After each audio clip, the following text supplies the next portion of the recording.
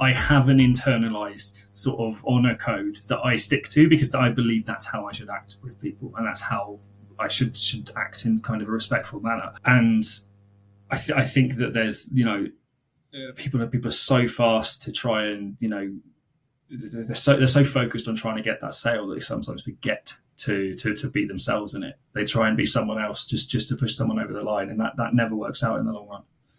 It's the stories, definitely. I'm so lucky, and I've used this word a lot today. So, but I'm really lucky in the fact that I get to hear a lot of the stories that people don't tell anyone else. I get to really get in deep under what makes someone tick.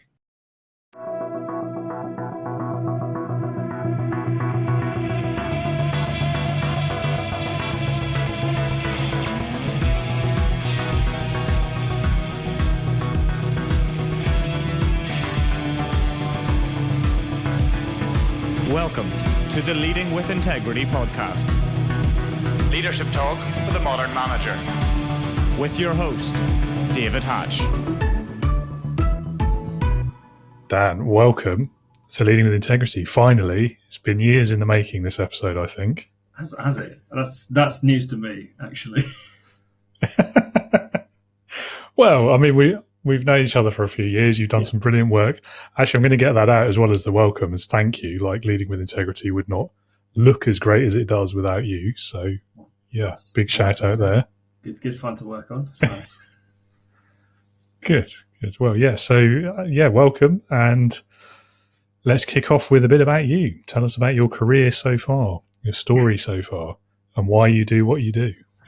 Because no one will have me. See, I laugh at that because, and you'll get this as your listeners kind of listen to this, as my stories will jump around. So, there may be some sort of re-listening to Dan going, what is he talking about exactly? But it all makes sense in the end. So I've been running Iron Dragon for just over 9 years now. So I celebrated my 9th birthday last week. So I'm very pleased about that. And I've just basically, big yay. I've been essentially I've been freelancing as a graphic designer for that time.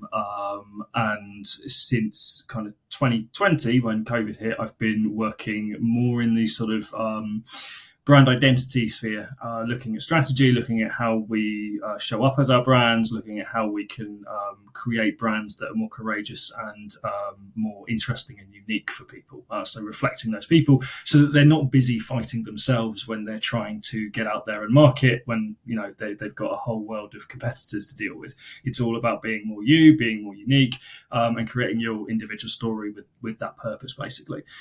So that's kind of the strategy side. And then I also look very heavily at the design side, as you know, because that's what we did together.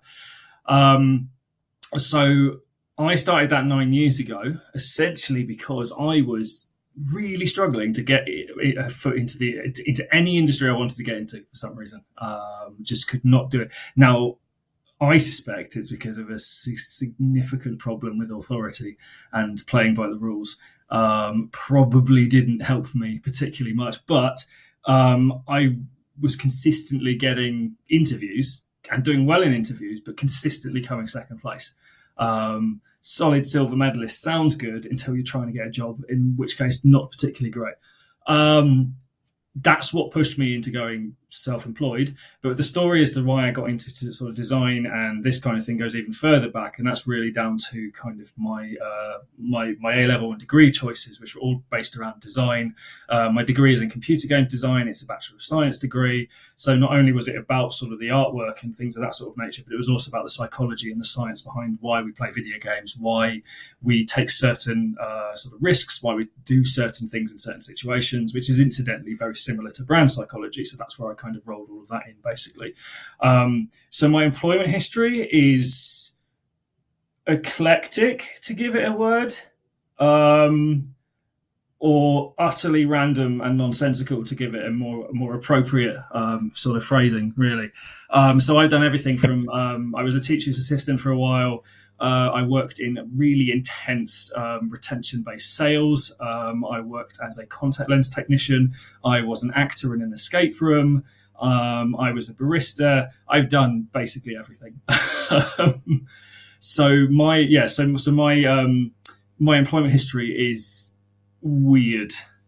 And probably how I got into the position of being freelance was by going, actually, this is so odd and weird that no one has any idea what to do with me. So I'll do something for myself, and move forwards and create that position that I'm missing, basically, that I don't fit in conventional sort of working environments. Okay, fair enough. Yeah, okay, fair enough is basically the only reaction for that, isn't it? It is, isn't it? Like, I mean, I think if we're all really honest with ourselves, most of us solopreneurs, there's a variation on that theme, isn't there, about particularly the not really wanting to work for other people anymore for whatever reason. Yeah, that certainly it resonates with me, as the saying goes. I mean, I think we've discussed this before when we were doing sort of diving into your brand, when we were talking like back and forth about stories, is about the final boss I had. I love calling him the final boss because it feels like something I had to overcome. And he was a nightmare. I imagine I wasn't much better, but it definitely got me into that headspace of this guy should not be leading anyone. And that's kind of the interesting point I've had, is I've actually had some great managers and some really good people I've been around, but the ones that really unfortunately stick out are the ones who were not great for me. And unfortunately, being a creative and an explorer and someone who has that, streak of wanting to do things independently and find a better way to do things, doesn't gel well with classic workplace environments. Yeah, I can see that. Yeah, I don't know. I think there's that side of it. There's like having the bad bosses that just put you off bosses full stop and you don't want to work for them. But then I think there's also, I'm sure you probably had this, I know I did, like that aside, you also get to that point in your career or in your life where you just want to have a bit of control of your own fate, I guess is the way to say it. Yeah, it's actually, that's really interesting you say that, because when I was, I started Iron Dragon about the age of 28, and I was spiraling out of control at that point. I was, I didn't have anything. I felt nothing was in my control.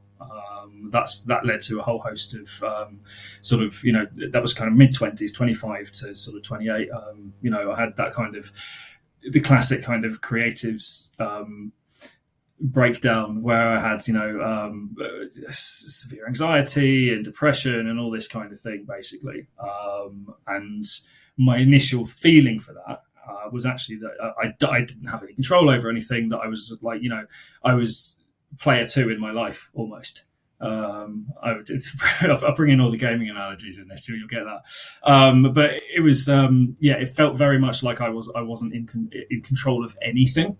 And I couldn't sort of countenance that. I couldn't really get that settled in my head when I had so many things I wanted to do and so many things I wanted to achieve.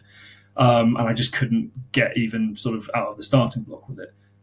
So there was a big old wrestle with that. And incidentally, it turned out it wasn't control I was after. It was actually freedom. But freedom requires a set of boundaries and a way to create that freedom.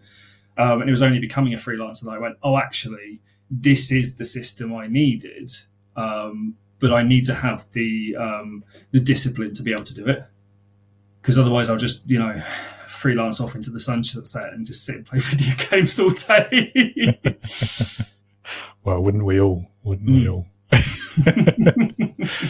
Yeah, I mean, you got to that point of realization a lot earlier in life than I did, I have to say. I was about 10 years behind you. See, this is where my unique skill set comes in. And I'm not using it yet. I was incredibly lucky. I was flipping lucky in that I have, as a creative, I've got a very artistic mindset, so I can envision things very well. But I'm also like, I'm really into my strategy gaming. I'm really into sort of tabletop stuff, role play, strategic war games. Like I play a lot of sort of strategy games like Total War and things of that sort of nature. So I've got a very good problem solving head from a logical standpoint, which I can then mix with the creative side of my brain to create sort of outcomes that other people couldn't imagine. And so I was really lucky in that I had that and had the space and ability to look at, the depression and anxiety and go, this isn't me, this is happening to me. This is something, therefore, that can be dealt with. I just have to find my way of dealing with it. And actually, I had this thing where I dragged out my dining room table into the middle of my flat at the time. And I basically moved all the chairs out of the way. So I just had this flat table, and I envisioned a box with the anxiety and the depression and the mental health problems and everything else in it. And I physically walked around it so I could see it physically from a different angle. And it just helped me work through ideas and ways of dealing with it. And, I realized it was very tied to my health. So, I started using the gym more frequently, and I started putting myself into a routine where I was working out more frequently, and being able to have that little bit of control over one thing in my life led to the realization that actually, if I put in these systems and put in my own way of doing things, then I could achieve anything I wanted to. And it was, only about a year or two after that I went and asked, we're going freelance, we're going to give it a go ourselves, basically. Yeah, money where your mouth is time. Yeah, pretty much. Yeah, it was one of those things. I looked at it and went, actually, this is a no-brainer at the moment because I can't stand what I'm doing. I'm not really earning much money anyway. I was really lucky. Again, I've got to say, there's an element of luck and fortune and chance in this as well. Like, I was living at the time with my mate, who was charging me about 300 quid to live in his house, in his spare room in his house. All in. That was all in. Nice. So my outgoings were basically nothing. So I went, actually, there's no better time. I saw that and I went, this is an opportunity for me to go, actually, we'll drop the day job and we'll just go into this both feet forward straight away, and jumped into it, basically. So again, there is an element of, I had a very sort of privileged and fortunate situation to be able to do this. And I'm aware of that. I just also had the discipline to make it stick. Yeah, I mean, that consistency, I think, is really important in a lot of aspects in business, leadership, life. And I think, I guess a lot of it is about just forming the habits, isn't it? And being intentional about what those are going to be. And if you're lucky enough as you are to have that strategic view of, okay, what habits do I actually need to form in order to make this work the way I want it to? So much the better. Yeah, absolutely. So it's just one of those kind of, stars aligned moments, I think. Yeah. Well, thank you for sharing that story. I think we've already hinted at the answer to my next question, but I'm going to ask you anyway. So helping other brands and other people with their businesses and telling their stories and building their strategies and giving them this amazing design work as well. I mean, what is it that really gets you passionate, fired up about doing that? Because, I mean, you are passionate about it. It's clear. Anyone who's ever had a conversation with you can tell that. Yeah, I think passionate or exhausting, depending on who you're asking. It's a question of perspective, that, isn't it? Yeah. Everything's a matter of perspective. It comes from two areas. Firstly, I'm a big old geek, a big old nerd, and so I'm naturally inclined to get passionate about things. When I find something I like or really enjoy, I will just jump into it and I will just be involved and engaged, and I want to learn everything I can about it. That's naturally part of who I am. Secondly, was seeing how my journey evolved, because when I first started Iron Dragons, this is I split it down quite handily into pre-COVID and post-COVID times, because that's kind of when the change happened. Pre-COVID times, I went in and I didn't have any idea what running a business meant. Again, I was fortunate that the Princess Trust was doing a course for new businesses that I got onto very early on into my journey. So that taught me a lot of the nuts and bolts of things. Like taxes and the marketing and all this other stuff that I didn't know anything about. So that was very helpful. But what I initially started doing, which is what I'd say probably 99% of business owners do to begin with, is they start building essentially their own job, their old job in a way, or at least the structures of their old job. Because even though my old jobs weren't in the creative industries, I was still building those structures to match what I knew. So for the first couple of years, Iron Dragon was really quite corporate. It wasn't what it is now. It was quite safe, quite corporate. I wasn't, it did still have the name, but I wasn't really jumping into that persona. I wasn't really pushing those boundaries and allowing myself to be myself in business. I was turning up in suits everywhere. I was doing these things that I thought was expected of me. And that really changed after COVID, when I went, all in and just properly did it and put it together in the way I really wanted it. And incidentally, that's what started to get me into a position where I started to make proper money, because I was getting a message out there that real people wanted to hear, and it was different and it was unique. And that is a very long way of saying that's what I want to bring to other people, is to give them that confidence and that courage to be able to go out there and be themselves in business and be more unique and be more different, because there is an audience out there for you. And the more you are yourself, the easier it is for them to see and hear you, and not feel disappointed when they sit down and talk to you and go, oh, hang on, this isn't what you put out there. Now I feel there's a disconnect. Maybe I don't want to work with you. It's a nice way of creating that consistency of ecosystem and a consistency of tone that makes sure that once you get someone sat down with you, they go, yeah, absolutely. Like, I've read your stuff. Now I'm sitting talking to you. All it's doing is underscoring that heavily. So I know I'm in the right place. And that's what I want to do for people, is to give them that courage. I've got this phrase I like to use, courage is contagious, because I like to say, if you are willing to be courageous and put yourself out there and show who you are, that's contagious. Other people will see that and they'll stick their hands in the air and go, oh yeah, that's me too. Because they'll see that first person doing it, and they won't be so afraid to do it themselves. And that's what I want to give to my clients, is that ability to go out there into whatever industry they're in, stand tall and go, I am this person. I do things this way. If you like it, fantastic. We can work together. If you don't, that's great too. There's the door. Yeah, I mean, you've hinted on, I guess, two things there. One is that a massive lesson I learned early as well, the hard way, when I started working for myself, which is that piece of having the confidence, the courage, the self-belief to say no when you know it's the wrong client or the wrong job, or just the wrong time sometimes as well. Yeah, sometimes that is the case. Because that's something I think we all struggle with as business owners as well, because you don't want to feel like you're turning away work. It's, the bottom line is, it's always there. It's ever present, isn't it? It is, but again, I don't know. I feel if you say no, you leave space for a bigger yes. Because if you're saying okay, right. I'm quite a scientific chap.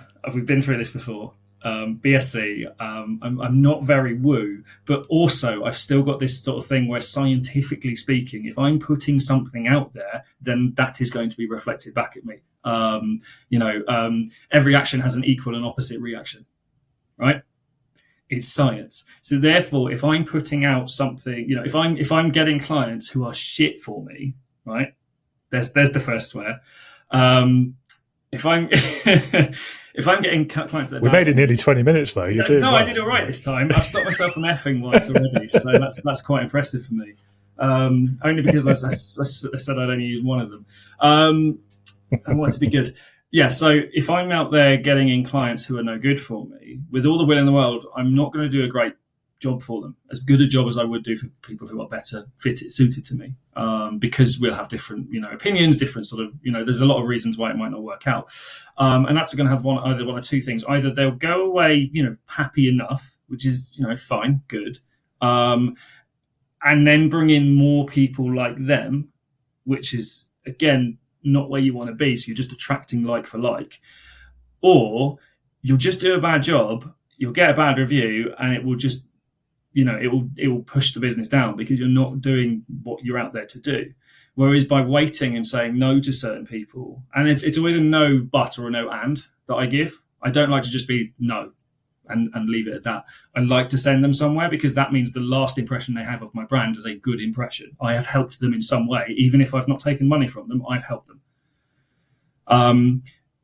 But if you get you start getting the bad reviews, obviously it destroys the brand quite quickly. So for me, having that ability to say no and put someone in a place that's going to be better suited for them is much better, because it leaves me space for those, those big ones to say yes to.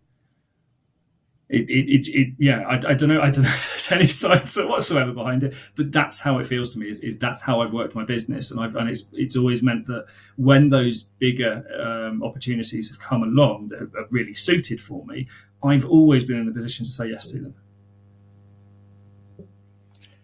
Yeah, I think it's probably a healthy way to look at it, and I'm definitely with you on how you deal with the no's as well. It's always better to leave them with a nice feeling, even if you don't end up working with them. Not always super practical to do that, depending on how badly and the reasons why you're saying no as well. I feel like that context matters quite a lot. Yeah. Obviously, sometimes if someone's just an obnoxious person, I'm not going to pass them on to another designer. I don't think that's fair on my designer friends, and I'll get a bad rep for doing so. But there's always something I might point them to. I might say, "This isn't for me. Sorry. Thank you for the thought.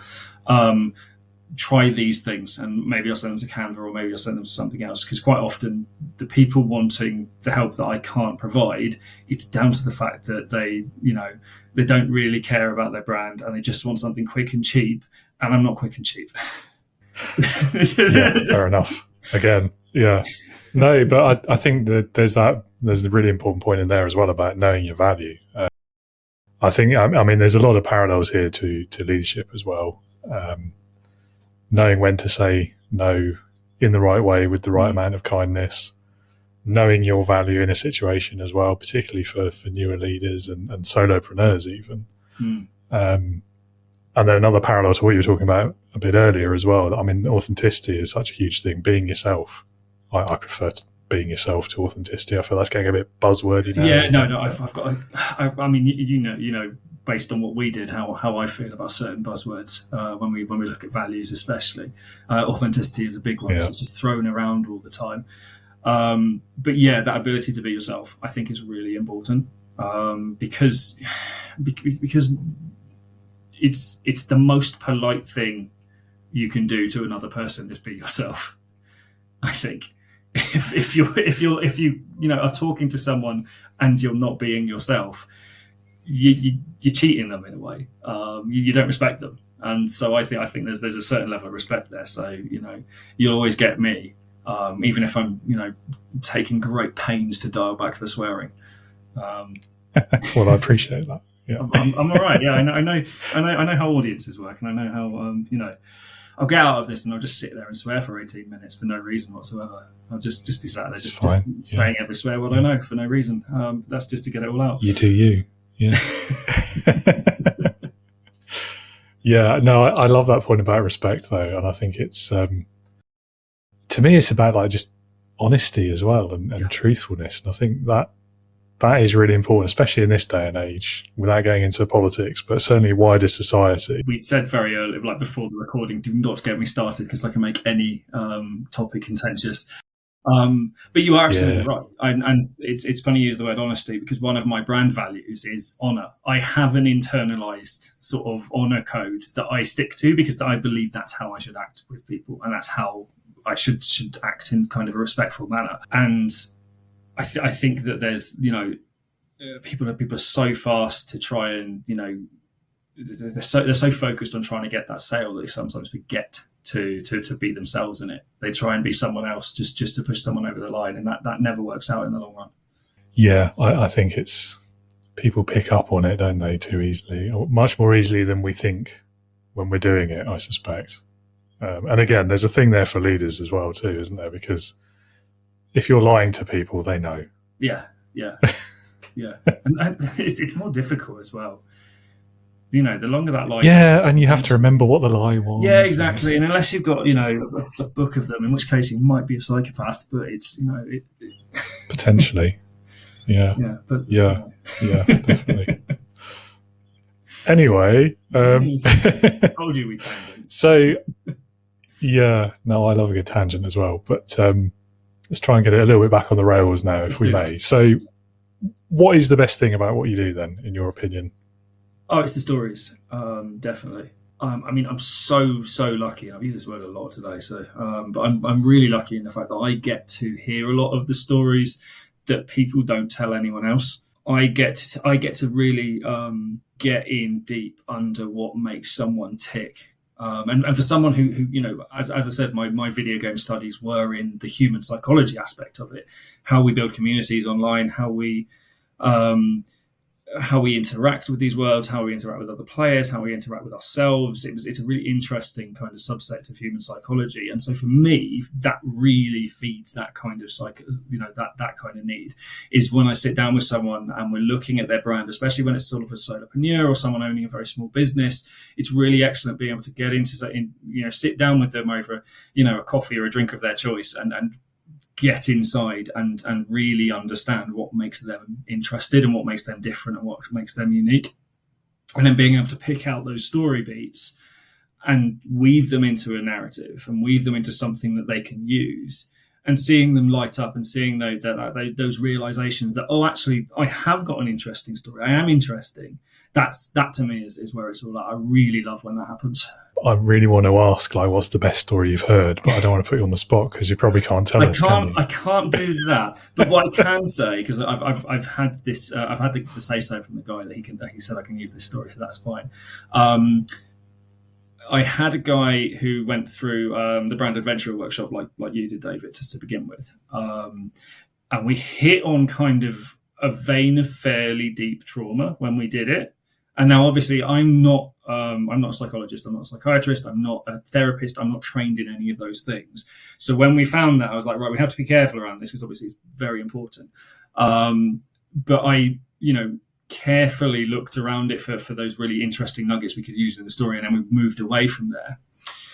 The next day, the guy had a meeting with his therapist, and he walked through the door, and his therapist said, "You look different," to him. And he told me this about a week later, and I was like, wow, that's pretty amazing. And he said to her, oh, that's because of this thing I've done with someone for my branding.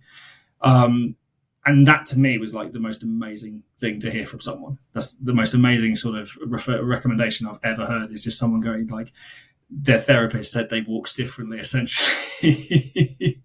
So while I can't, client confidentiality, I can't give the actual stories, that to me showed the kind of power of the kind of things we uncover in what we do. That is a pretty good reference. I'll give you that. Yeah. Definitely.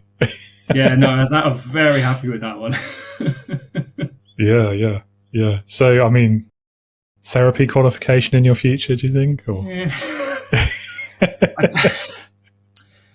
I think I like the stories and the way they can be visualized too much to start looking into that. I'm very much on this path where the visuals are always a part of it. And I think that if I go too far down the therapy route, I'll stick at that and that will be it. And then I'll lose that artistic side. And then I'll start to struggle again mentally because I go, oh, I'm not doing what I'm supposed to be doing, not doing my purpose. And so I can already see that being a problem. So while it might be Fair interesting, enough. Yeah. I've done the stint in education, and I think actually, having that kind of exploratory personality, the letters and the name, and the qualifications aren't what I want. I want the experiences. I like just getting in and talking to people. So maybe we'll see. We'll see if it's in the future. But at the moment, no plans to. Yeah, I mean, I was more seeing it as like a compliment to what you do anyway. Having a bit more of the science behind it and not feeling like you've got to back away from something if it comes up like it did in that story. Anyway, it's just a thought. It's not, well, maybe. Well, we can discuss that another time, maybe. I feel that's something, a very, very different vein to look at. Psychological branding. Anyway. Yeah, so I think we've already talked about probably our mutual biggest mistake to avoid in business, and that was saying yes to the wrong clients. Any more? I mean, I had 3 in mind, but I'll let you have 2 since we've already got one if you want. Yeah, okay. So yeah, I think sort of coming off of that is being afraid to be yourself is really, really one of my biggest ones. I mean, quite surprised that that's what I help people do. But it's kind of, I think it's left there. We've got this such a weird notion around the word professional. I hate the word professional. Yeah. because same, as you know. Well, yeah, it just conjures up the idea of grey suits in the 70s. That's what it does for me, because of how the word is misused, in my opinion. And then actually the word professional means to be paid for. Because, if I said professional footballer, would they be in a suit? Probably not. Yes, they have a uniform of sorts, but the reason they're professional is because they're being paid for, not because they're turning up in a suit and being very polite. So that's the way I like to look at that, and how I try and help people break out of that kind of corporate-y structure and be more themselves. And I think that's a really important one for people starting out, is to be less afraid of being yourself. I think that's quite a big one. You want a second mistake? Yeah. Okay. Yeah. Well, hang on. So we've got. Go on. We've had. Don't say yes to the wrong clients. We've had the professionalism thing and the be yourself. Is that two separate ones, or is it the same one? I suppose it is the same one. That's okay, that middle one. Are they off then? Yeah. No, I think also there's this notion of value, and I think that I was so cheap for so long, which is again why I got the wrong clients to begin with, because I didn't know any better. But B, I was also sort of stuck with a lot of that kind of early imposter syndrome about, was I good enough? Was I going to be able to do this? All this kind of thing. And I think that actually looking at my value earlier and understanding what I bought that no one else could would have been a much easier way for me to see how to get on this path faster, basically, when I started. And I think a lot of people kind of go on the internet, especially in kind of freelance positions like in design or in copywriting or SEO, these kind of areas that are sort of more sort of creative and marketing. We go online, we search, average UK, or wherever you are, sort of, hourly rate for X, and then we undercut it. And that's not the right way to do things. You start with your value first. What are you bringing that other people can't? And then you put whatever you think the price is for that, and you start there, basically, because no matter what it is, there's someone out there who's going to think it's good value. You've just got to find where they are. Yeah, I still struggle with that imposter syndrome around that exact issue. And it's when you're first starting out as well, I think there's an added element to it of like, you haven't been doing it very long, so you don't want to be seen to be taking the piss. I did a swear then. This is your influence. Whoa, yeah. But do you know what I mean? Like, so you price low deliberately because you're worried that, or that you're worried you won't win the business in the first place. And it's a tough one to get out of that, I find. It absolutely is. And I think you can go round and round in circles in it. But what I found is actually that if you're priced too low, people don't take you seriously. They go, that seems low, what's wrong with it? Yeah, fair enough. So there's also... I guess at the beginning, at least at the beginning, though, you've got a reasonable answer to that question, which is, I've only just started doing it, that's why it's low. Yeah, exactly. So you're half in the portfolio, absolutely. But I think the longer you stick with those prices, because you get comfortable and go, this must be about right then, the harder it is to kind of come out of that. And actually, you've got to look at things on at least an annual basis, at least, I think. In fact, actually, I'm doing a price review this week, so actually putting other people's money where my mouth is in this case. That's such a weird phrase, isn't it? That's so weird. Like, why would you eat money? Like, weird. Anyway. And so with you on the professionalism thing, as you know. For me, it's the thing that it conjures into my mind is that one of the earliest bosses I had telling people off for not tucking their shirts in at the office.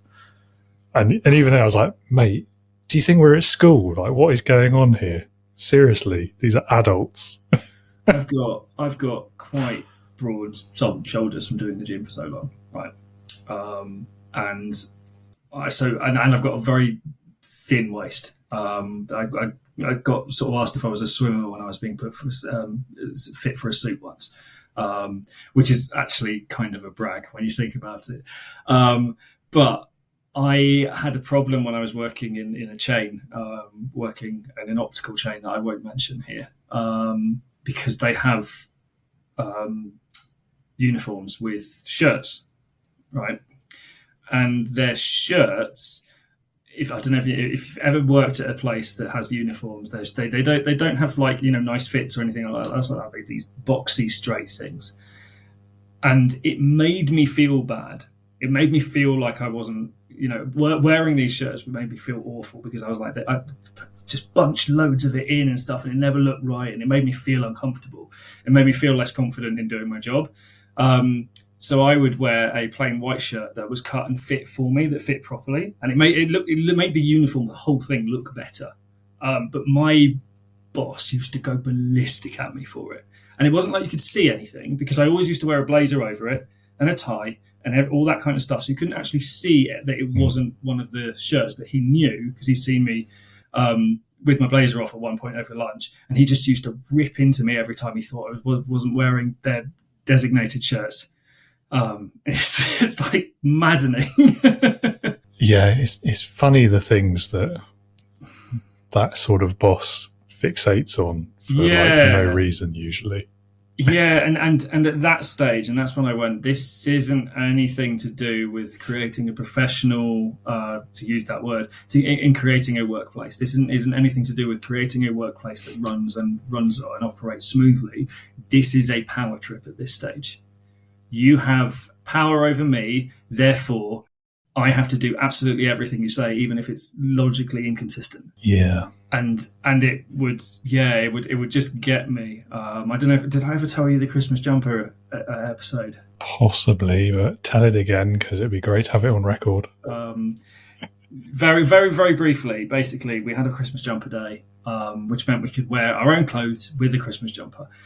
I wasn't a particularly Christmassy person at that stage, mainly because I was working in retail, and therefore we didn't really get a Christmas, and Christmas was a nightmare. So it was like, I don't really celebrate it particularly well. So, all right, I'll join in. I'll put my money in for charity, and I'll wear a wine red jumper, because that's what I have. And it was like a very deep Christmassy kind of claret jumper, basically. And that was about as Christmassy as I got. It comes in 8:30 in the morning. We've got, you know, people on the shop floor and stuff starting up, and he sees me in this jumper, and he just has a go at me. He just has it out with me. Starts shouting, "That's not Christmassy enough," all this sort of stuff. He's shouting and yelling at me, which is really weird, because he's wearing like a Santa jumper with like baubles on it, and I was like, this is not jolly at all. Were they like bouncing? Yeah, they were, and it was just yelling, amazing. And spittles forming in his mouth, and you know, yeah, horrible. And he just shouts at me, and he goes, "Either go home and get changed, or go and buy a proper Christmas jumper." And so I went, "Fine, okay." So I walked out of the store, and I walked around the corner to one of the local supermarkets. And I went into the supermarket, and I saw a Christmas jumper, and I bought it, and I put it on. Didn't take the tags off. So I was definitely returning that later. Stuck it on over my shirt, got in. Right. And this Christmas jumper was jet black, and it said "Bah Humbug" across the front of it. Nice. And my boss, his face went the same colour as my original jumper. Just bright claret red. And he stormed into his office, slammed the door, and didn't come out for 4 hours. And that was good result then. It was a fantastic result. I think everyone on the store was like, "You're going to die, Dan." But yeah, and this is the problem with that kind of boss, is if you get someone who is so high on their own supply in that kind of nature, as soon as someone does something that follows exactly what they've said and still manages to rebel against it, they have no answer. They have nothing they can do about it, because they've already shouted at you. They've already taken that up to 11. They can't shout at you more, because I'm like, I don't know, I've done what you said. So there's nothing you can do in that. I have no respect for him whatsoever. Yeah, I mean, quite apart from the forcing you to spend your own money to buy something as well. Yeah, I do quite I enjoy those stories of that malicious compliance, those kind of scenarios in particular. Yeah, it's just yeah.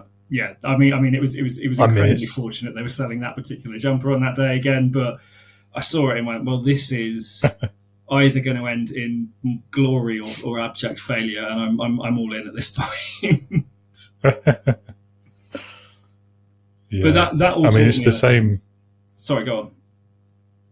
No, after you. I was just going to say that will taught me like very much what I don't want to be in a leader, and interestingly, it taught me a very interesting thing about what I do in my job now, and that's the understanding what you don't want.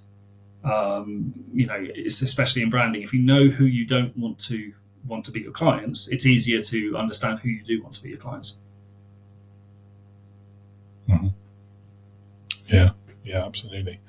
It's, I mean, the leadership side of that, it's the same kind of logic or lack of logic, I suppose, as those people, those managers who like, they get really, really snotty about stuff where they feel like they're not getting the most out of a situation. So like the classic is like overtime and getting really naggy about, everyone needs to stay until the job's done. And then on something else, they'll be really picky about a contractual term. And the result of it, like something stupid like the amount of holiday you're allowed to take, for example. I mean, that's not stupid, is it? But no, something petty, I guess was the word I meant.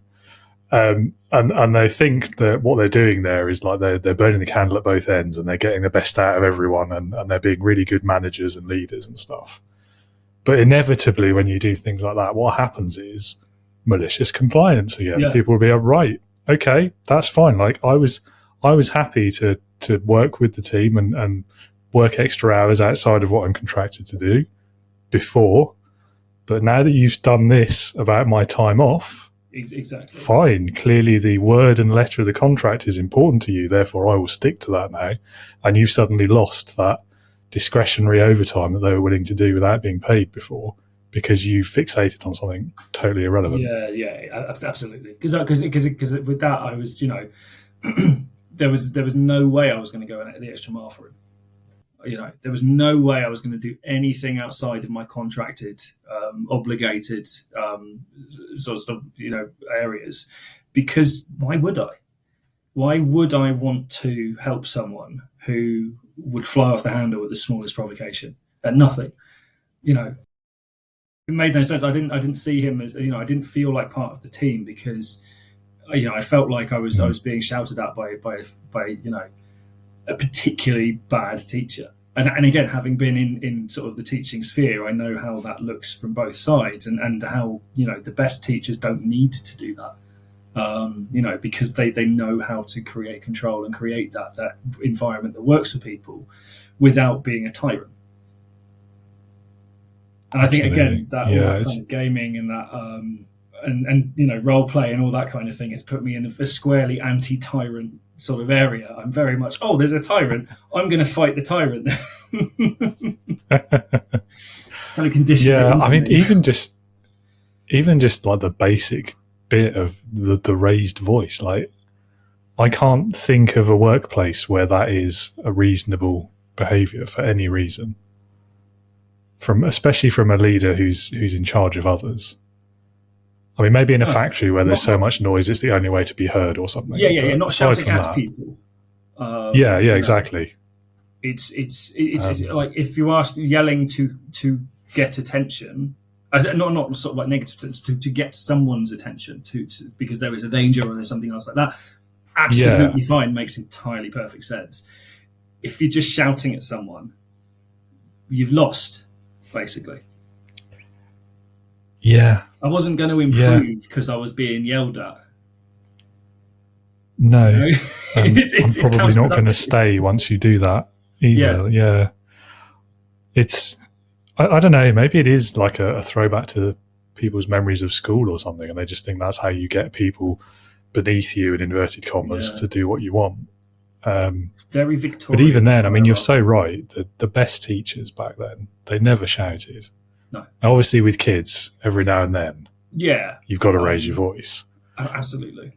But the best ones were the ones who, thinking back to when we were kids, like the absolute best teachers are the ones that you went through your entire school time there and you only heard them shout once. Yes. But you knew when they did, it was something that really mattered. Someone had really screwed up. It's funny. And it was important. Yeah, for the time I was a TA, I raised my voice once. And you could hear a pin drop in that room. And I was like, oh, okay, this is, it's one of those things where, and then again, it wasn't to shout at someone, it was to grab a kid's attention and then give him a talking to quietly outside. Yeah. So it's, I think, I don't think raising your voice is a tool that needs to be used, especially in the workplace. You are all adults. What on earth are you doing if you can't, deal with a group of adults without acting like a school teacher, like a bad headmaster? Exactly. Yeah. I mean, it's wrong, like at a general social behavior kind of level. But even removing that from it, the second you do it, your credibility's gone. That's it. Absolutely. No one's going to take you seriously as a leader anymore. Yeah. No one. And it's always beggars belief for me. It's still over a decade on, I still marvel at it and think, what on earth? Yeah, it'd be interesting to know how common it is in that kind of retail environment today as well, actually. I feel like in most offices it's dead or dying as a behavior. Yeah, that's interesting. I don't have many friends in that kind of space anymore, but I would be interested to kind of see if that's still commonplace. That's interesting. I think Gommy wanted to go and experiment and do questionnaires now. Yeah. Or go undercover to get the job again, see how long it takes you to get shouted at. I don't think I'd last more than 30 minutes. Oh, this is really awful. Yeah, at that point it might be more about you than them, to be fair. Yeah. I think at this stage it probably is. I can't deny that one. Oh dear. Anyway, right. Well, I think we've talked around all of the mistakes probably enough. One thing that you think every freelancer or business or solopreneur should do? See, I hate the word should as well. Because I believe everyone's experience is different and everything is different with the way they do. But I think it really does come down to, and I know this is a bit of a cop-out because we spoke about it a lot earlier, but that confidence and that believing in yourself and that being yourself, I think is just so intrinsically vital for freelancers to do, because it builds everything else afterwards. If you are comfortable being yourself, you create better relationships in your business. You get to that stage where you understand your own value a lot faster. You create, you build a brand around yourself that reflects you and therefore creates that consistency of tone throughout everything you go through. I think it's just that, I think it's that. And so as an action, maybe, is introspection. I think there's a real problem with business owners that we have a really bad ability to start looking outside ourselves way too quickly. We start, because we're told, oh, look at, what are your competitors doing? What's the audience doing? All this kind of stuff. And I think the thing we miss is, what are we doing? Who are we? And where do we fit into this? Because you can't build that kind of puzzle of, what are your customers like? Who are your customers? Who is your competition? Who else is in the industry? You can't build that ecosystem correctly if you don't know who you are in it. So if your piece is a blank grey piece, it's not going to fit in anywhere. You need to understand what your piece is, how your piece is different, what it brings to the table, to see where it can fit in with other, in other areas. So I think, the key things that all business owners need to do is understand who they are in the ecosystem and be proud of that. I think trying to shy away from the person you are to be this polished, idealized, kind of hyper professional, sleek, slick salesperson, it doesn't work. It doesn't gel with people. It doesn't create good connections. It doesn't create a good, solid foundation. It might create some quick wins, but the chances are you'll feel shitty about doing them. There's two. And you'll leave other people feeling bad about the service. So I think yeah, introspection is much more important than people think it is, and congratulating yourself on the journey you've had so far. Yeah. I think it's about realness as well, isn't it? People, I mean, unless you genuinely are that slick, suit-wearing, fast-talking type, some people might be, I suppose. Yeah, absolutely. I've met them, but and, great. Yeah. If it works for you, it works for you. But yeah, I think people can sense, can't they, when something's not genuine. Yeah, it's like, this is going to sound really odd, but it's like hands. If you've ever seen a badly drawn picture of a hand, you know it's badly drawn, even if you couldn't draw it better yourself, or you can't understand exactly why it doesn't work as a picture of a hand. You still know it's bad because you've got them. Most people. I mean, the average person has less than one hand. The average number of hands per person is not 2. It is less than 2. But point being, we see hands every day. We know what they look like. So therefore, we have an expectancy of what they actually should look like on a page. And we know what they're wrong, even when we don't know why they're wrong. And it's the same thing when you're talking to someone. Is you talk to someone who is trying to hide who they are, and you'll intrinsically know it's wrong on some level, even if you can't put your finger on why it's wrong. And that always comes out in the end somewhere, because you can't deliver on a false promise. You can't deliver on those premises if they're not actually what who you are, because you just don't have the ability to. And yeah, being honest might lose you a few people along the way, but that's fine, because it will also attract the right people who are going to, stick with you through thick and thin.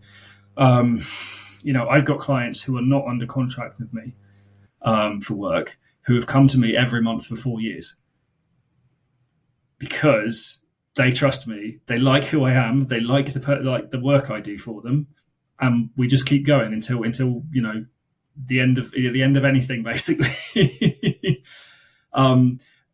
But that's because there's an intrinsic level of, I've shown them who I am. They've shown me who they are. We vibe correctly and therefore we're happy just working together. Yeah, I don't know if it's like a intuition thing, or if we're just like a lot more perceptive than we give ourselves credit for. But I do feel like humans are natural lie detectors.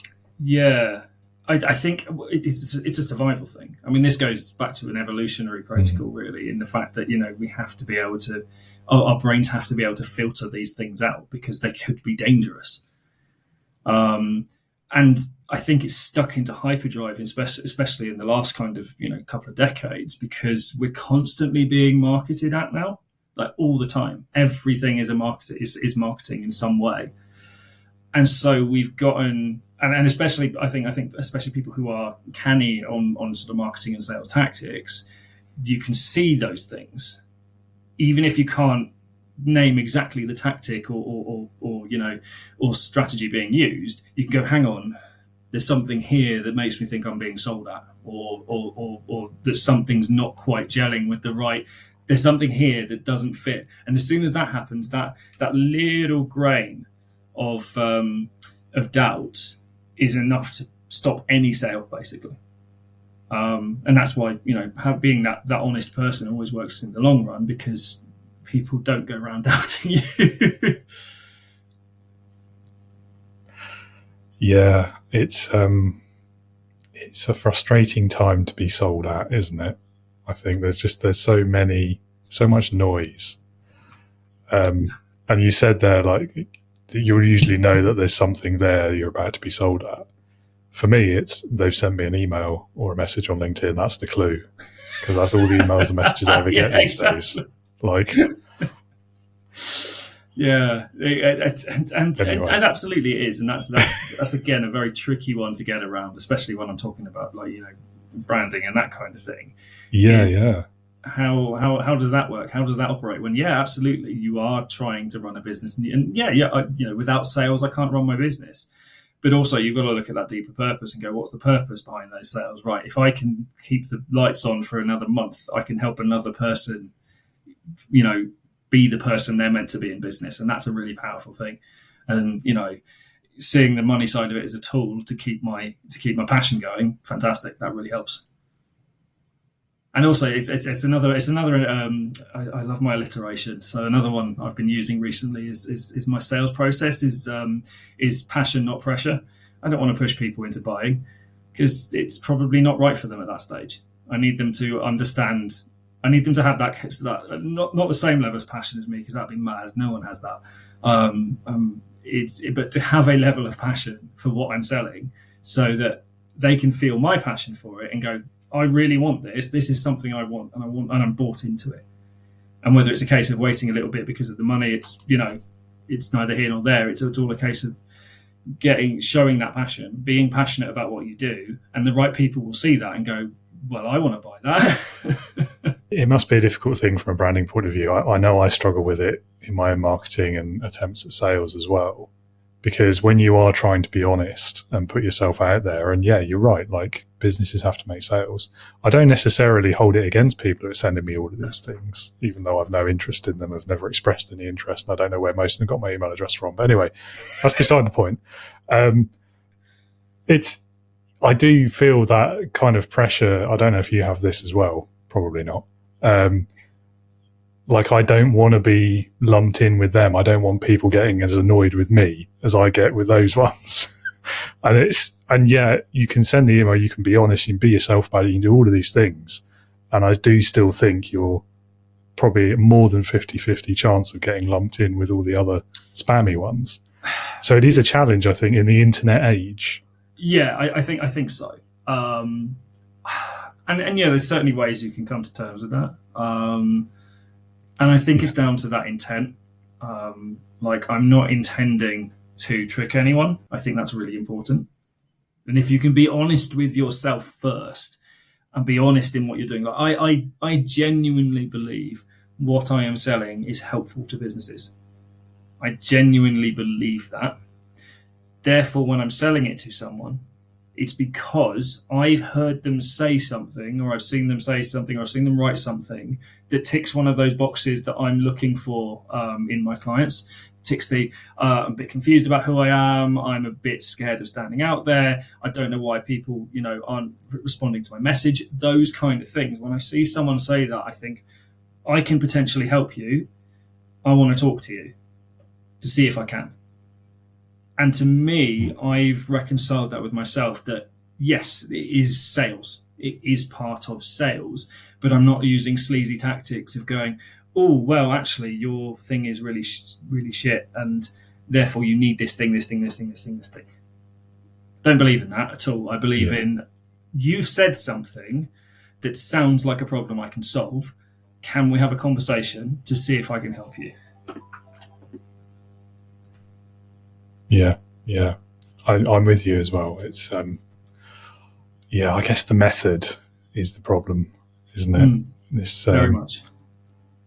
With all these data leaks and website scraping and all of these horrible uses of technologies in the marketing and sales world, it's a daunting thing to try and stand out in the right way now, I think, which is why the work that you do and the help that you give people is so important as well.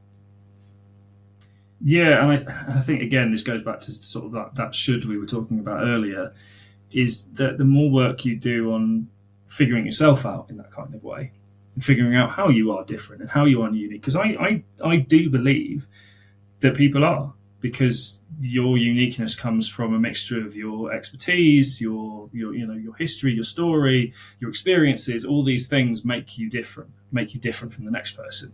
I don't know another designer, strategist, brand strategist who has a degree in computer games design, let alone a Bachelor of Science in computer games design. So that's quite a unique area that I sit in. How can I bring that into my story?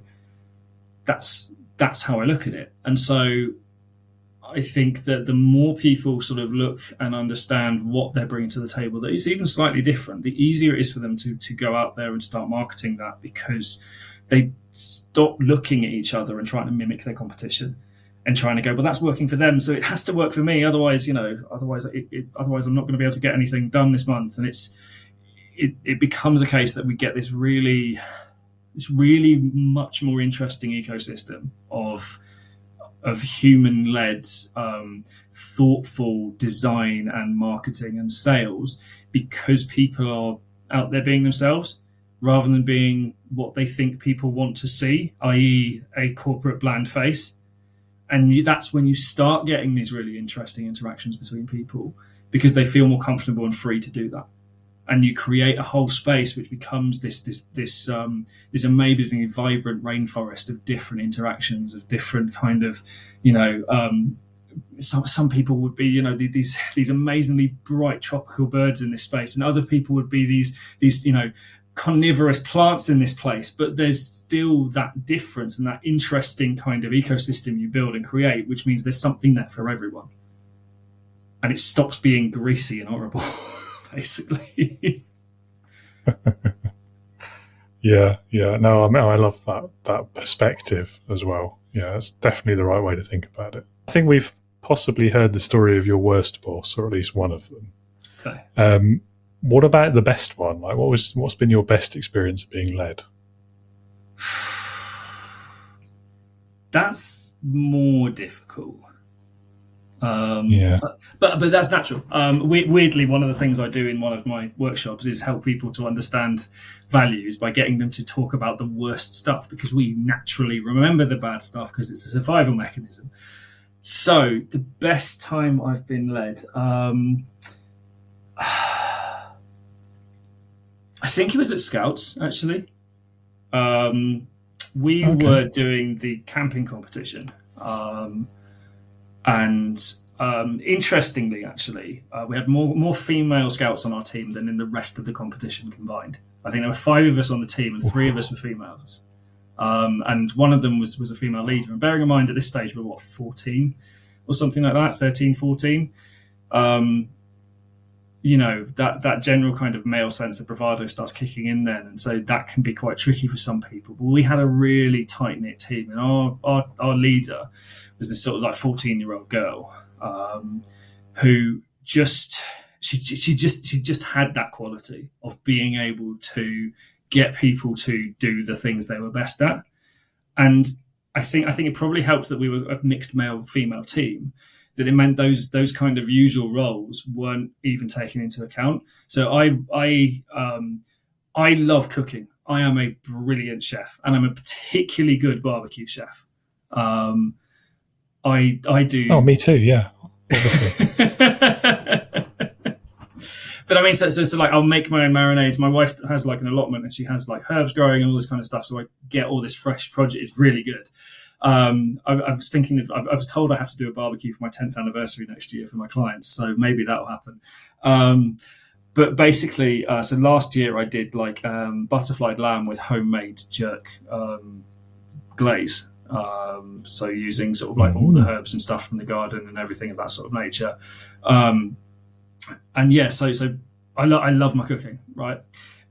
And this girl, she knew this. She knew I was good with, well, A, fire, but B, cooking. So she gave me the job to be the camp cook for the weekend, basically. So I was in charge of doing all the cooking, while the girls were off chopping firewood and putting up the tents and all that kind of stuff, right? And so you can imagine the other like camps are just going, oh, obviously we've got to have a cook because we've only got males in the rest of the in our teams. But why are you letting the girls do all the heavy stuff for you? All this kind of stuff doesn't matter because I'm the best cook here, and my leader knows that and doesn't care and has given us jobs that actually suit and actually work. And I think we got to like regional finals. I think we got pretty far. We almost got to sort of national competition level for like scout camping, basically. And it was only because we were just having fun and didn't really want to be bothered with doing the finals. I think that we actually didn't end up doing it. But it just reminded me actually. It's like she understood that people had strengths, and even at that age, she understood that people have strengths and weaknesses, and it didn't matter about who they were as people. It was at that stage when we were in that competition format. Who's the best at this? Go and do it. Get it done because I believe you can do it. You don't need oversight. You know what you're doing. There you go. A 14-year-old girl was a better leader than my middle-aged male boss.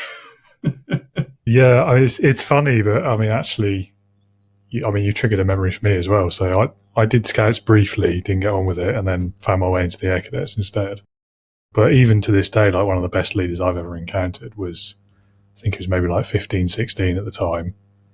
I mean, I was a few years older than him. I was an adult instructor by that point, but he was just, we kept trying to persuade him to accept a promotion because we knew he'd be great at it. And he just consistently was just like, I don't want the responsibility. Yeah. I'm happy doing what I'm doing. Yeah. And would then proceed to be just this brilliant leader. Like he would look after everyone else in the team. He was always looking out for his colleagues. He was always like supporting them when they needed it. If someone didn't know how to do something, he'd be the first one there showing them before we even had a chance to get there. And he was just leading, probably without even realizing, and yet wouldn't accept the formal position of leadership. And it was just, Exactly. So sometimes kids just get it before we do. It's mad. She has so many badges. Just it looked like scale mail. Badges on a uniform. Yeah. Great story. Thank you for sharing that one as well. I think another question I really want to ask you is about, because we're solopreneurs, like a lot of people would look at that and be like, well, why do you need leadership skills? So what do you think? What's your answer to that? Are they relevant? And if so, why? God, yes, they are relevant. Because I'll let anyone who's thinking about going solopreneur or doing anything like this into a really big secret. Clients don't know what the fuck they want. This is one of the big major things I've learned is that generally speaking, the reason they're coming to you is because you are an expert.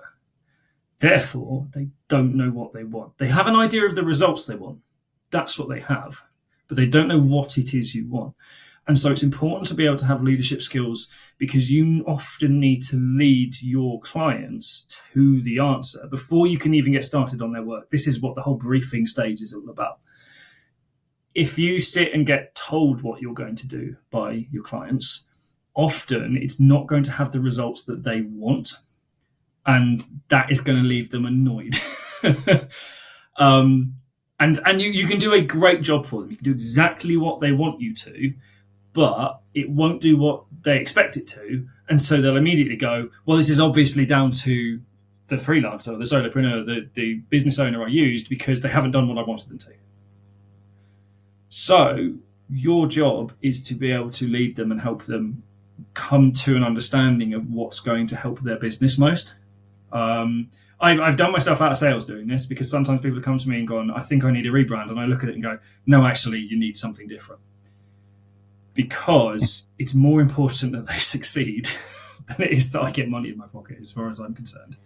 And being able to lead people and being able to put together a brief, and even if you end up doing things like workshops, that's really important. Being able to hold a room and being able to hold attention from people, and get a disparate team to come together and start throwing ideas around. That's super important as well, especially as someone who's being brought in from the outside, especially as a contractor, because you don't know these people.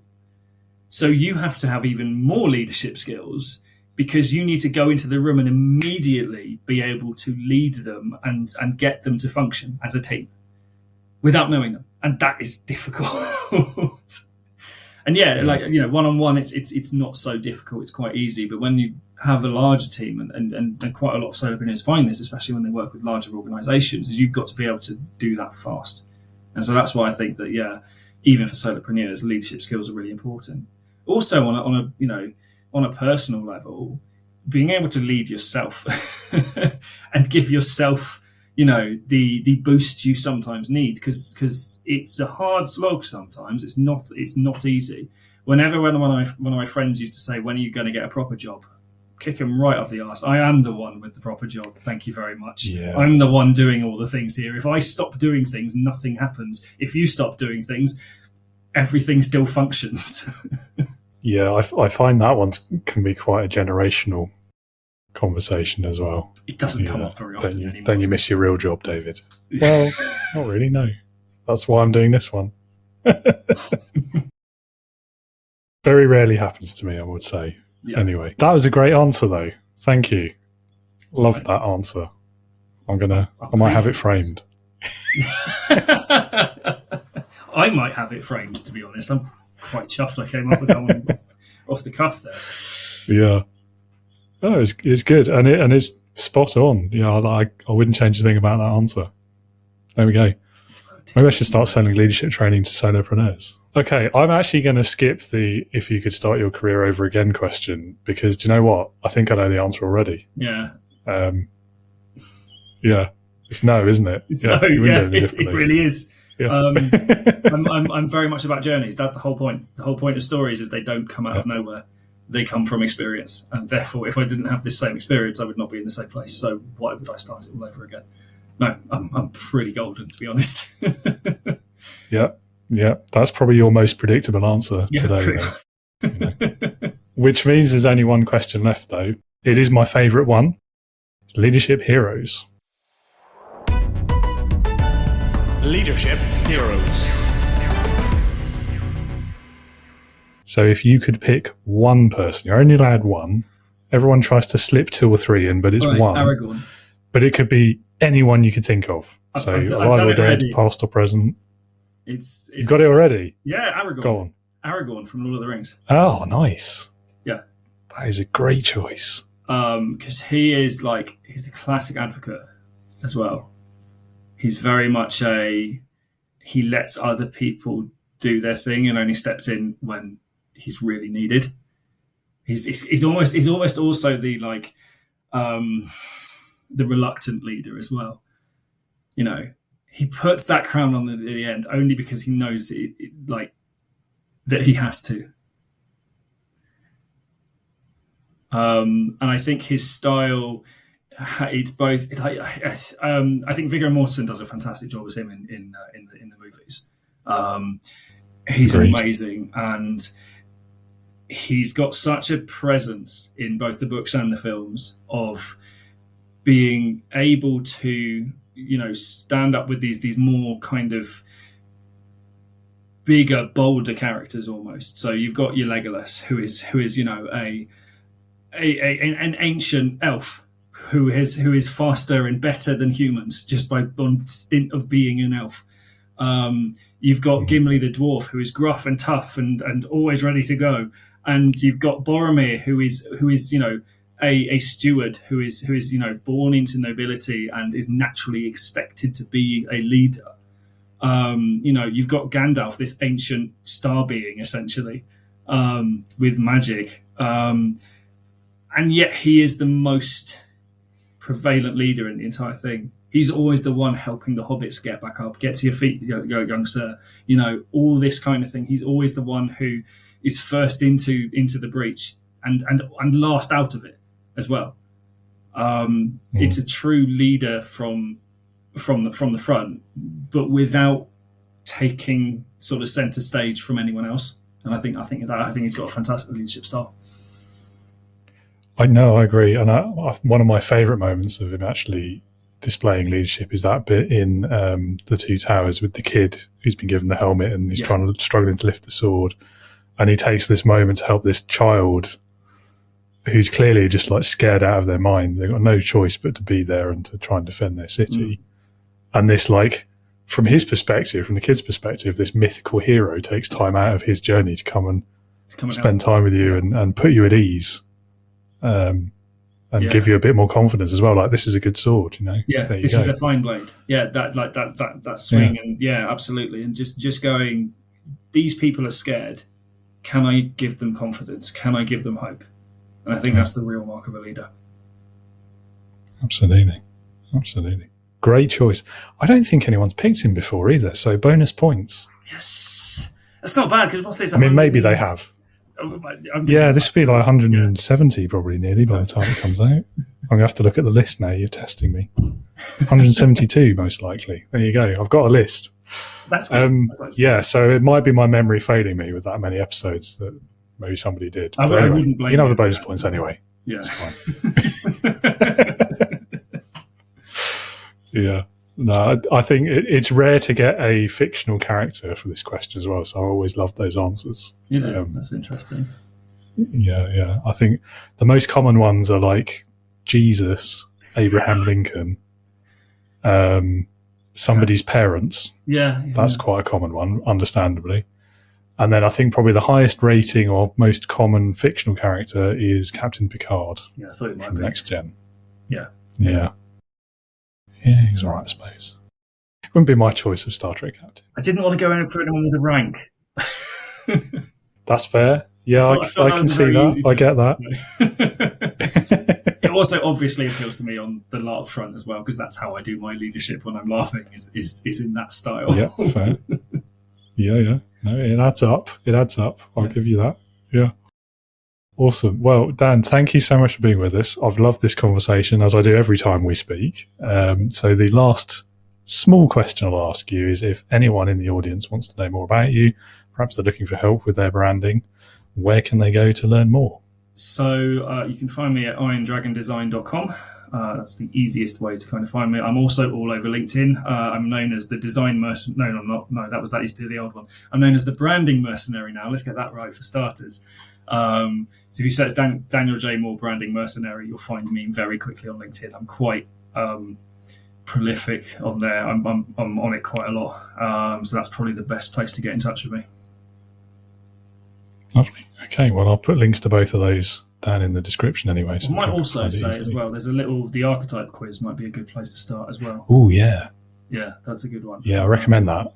Yeah, so that just gives you an idea of the type of character your brand would be if it was kind of a character, basically. So yeah, that's sort of a 5-minute quiz, and it'll give you a good indication of the kind of voice and tone and character your brand should have. Lovely. Yeah, no, I recommend that quiz. I enjoyed it and got a surprising result as well. So, well, surprising to me anyway. Yeah.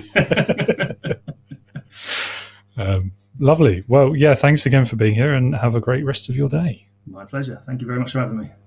And also, did I say I have now? So it's... I'll edit that out. You've already had one. Ah, damn it. Thank you, David. Thank you for having me on. The very excellent Mr. Daniel Moore. Listener or viewer, as always, if you would like to learn more about this week's guest, and I do encourage you to do so, click on one of those links down in the episode description. If you're looking for leadership support, I'm here to help with that as well. Your first port of call should be www.leadingwithintegrity.co.uk. On there you will find some resources, articles, a Leadership Heroes quiz as well. You can register for my next Leadership Values event as well, which is always a bit of fun. And there will also be a green button that's sprinkled around the website at various places where you can come and join the Integrity Leaders online community for new leaders, first-time managers, or founders of businesses. If leadership is something you want to learn more about, it's something you're struggling with, if getting the best from your people is a challenge for you right now, then that is the place to be. And as always, my LinkedIn profile link is in there as well. If you have any questions about any of these things, or you just want to have a chat about this episode or any of the others, do connect with me. Do drop me a message. Always happy to talk leadership. That's all we've got for you for today. Thank you for being with us. I hope you'll be back again next week. And until then, be a leader, not a boss. I really want an audible countdown on this. It's not enough just counting numbers on the screen. I wanted like the Thunderbirds. Yeah, literally. 5, 4. Yeah. Yeah. That's what I need. I feel like I need the announcement of it. Yeah. But anyway, we're recording, so good. Dan, welcome.